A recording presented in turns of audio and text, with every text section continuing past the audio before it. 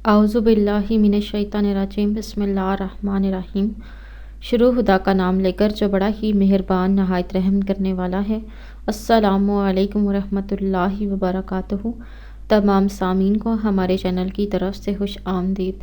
ناظرین، اپنی آج کی میں اس ویڈیو میں آپ لوگوں کو بتاؤں گی کہ رزق کے حصول کے لیے استغفار کرنا کتنا ہی مفید ہے، کیونکہ جب بھی آپ لوگ استغفار کریں گے تو اللہ تعالیٰ خوش ہو کر آپ لوگوں کے رزق میں اضافہ ضرور کریں گے۔ دوستو، یہ دعائیں بتانے سے پہلے میری آپ لوگوں سے ایک چھوٹی سی درخواست ہوگی کہ آپ میری اس ویڈیو کو لائک کیجیے اور اپنے دوستوں کے ساتھ شیئر ضرور کریں۔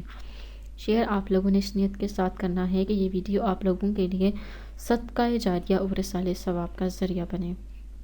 دوستو، رزق کے حصول کے لیے استغفار کرنا بہت ہی زیادہ مفید ہے، اور ہمیں یہ دعائیں قرآن پاک میں سکھائی گئی ہیں۔ جو پہلی دعا ہے وہ سورہ نوح کی آیت نمبر 10، 11 اور 12 ہیں، جن کا ترجمہ کچھ اس طرح ہے۔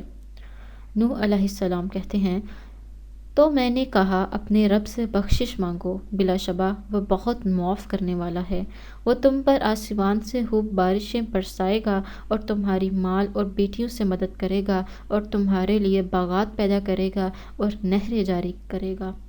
دوستو، ایک شخص آپ صلی اللہ علیہ وآلہ وسلم کے پاس آیا۔ اس نے کہا، اے اللہ کے رسول صلی اللہ علیہ وآلہ وسلم، جب میں اپنے رب سے دعا کروں تو کیا کہا کروں؟ تو آپ صلی اللہ علیہ وآلہ وسلم نے فرمایا، کہو اللہم اغفر لی وارحمنی وعافینی وارزقنی، یعنی اے اللہ مجھے معاف فرما، مجھ پر رحم فرما، مجھے عافیت دے اور مجھے رزق عطا فرما۔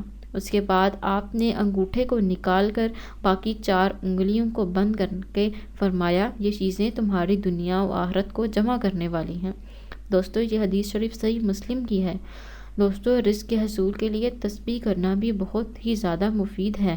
نبی صلی اللہ علیہ وآلہ وسلم نے فرمایا، اللہ کے نبی نوح علیہ السلام کی وفات کا وقت آیا۔ جب قریب آیا تو انہوں نے اپنے بیٹے سے فرمایا، سبحان اللہ و بحمدہ، اس کا ورد کرتے رہنا کہ یہ ہر چیز کی نماز ہے اور اسی کے ذریعے مہرلوک کو رزق ملتا ہے۔ دوستو، اگر آپ لوگوں کو ہماری آج کی ویڈیو پسند آئی ہے تو کمنٹس میں اس کا اظہار ضرور کیجیے گا، اور ہر وقت استغفار کرتے رہیے تاکہ آپ لوگوں کی پریشانیاں مصیبتیں حل ہو۔ اللہ تعالیٰ آپ لوگوں کے رزق میں اضافہ فرمائیں اور آپ لوگوں کے لیے آسانیاں پیدا فرمائیں، آمین۔ دوستو، اگلی ویڈیو تک مجھے اجازت دیجیے۔ اپنی دعاؤں میں یاد ضرور رکھیے گا۔ اللہ حافظ و ناصر۔